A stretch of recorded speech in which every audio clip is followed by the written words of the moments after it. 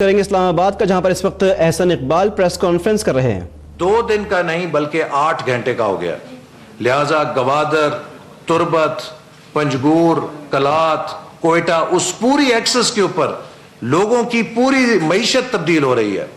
اسی طرح گوادر سے خزدار سے رتو ڈیرو جو منصوبہ سرد خانے میں جا چکا تھا، اسے ہم نے 3 سالوں میں مکمل کیا، تو جو جنوبی بلوچستان ہے اس کے اندر ایک نئی ریوائیول اور ایک نئی لہر اس رستے کے بننے سے آ رہی ہے۔ اور اب ہم نے چائنا پاکستان اکنامک کوریڈور سے میرپور، مظفر آباد اور مانسیرا ہائی وے کا منصوبہ منظور کیا ہے، اور اسی طرح گلگت، چترال اور چک درا کا منصوبہ جو شمال مغربی حصے کے پی کو جوڑے گا سی پیک کے ساتھ، اسے شامل کیا ہے، جس سے ان علاقوں کے اندر ایک بہت بڑی تبدیلی آئے گی۔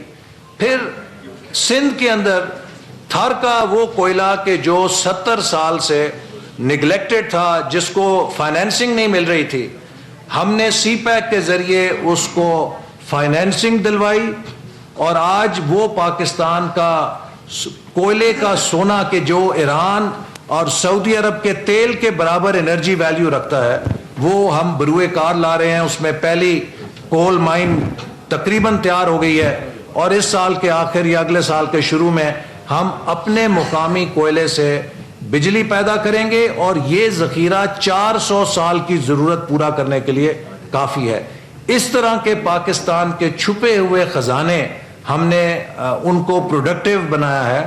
پھر ہماری جو انفراسٹرکچر میں ہائیڈل پروجیکٹس ہیں، جس میں کہ داسو ڈیم پروجیکٹ ہے، دیامیر بھاشا ڈیم پروجیکٹ ہے، وہ آگے بڑھا ہے، اور دیامیر بھاشا پہ 4 دفعہ فیتے کٹے، تختیاں لگیں، لیکن کسی نے زمین تک نہیں خریدی ہوئی تھی۔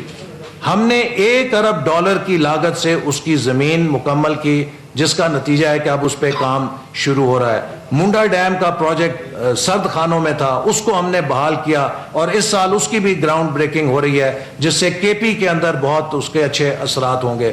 تو ایک طویل فہرست ہے کہ پاکستان کے اندر جو منصوبے ہمارے سرد خانوں میں تھے۔ اور اس وقت آپ نے دیکھا کہ اسلام آباد میں احسن اقبال پریس کانفرنس کر رہے ہیں۔ انہوں نے کہا کہ دہشت گردوں کی کمر ٹوٹ چکی ہے، اب ملک ترقی کی جانب گامزن ہے۔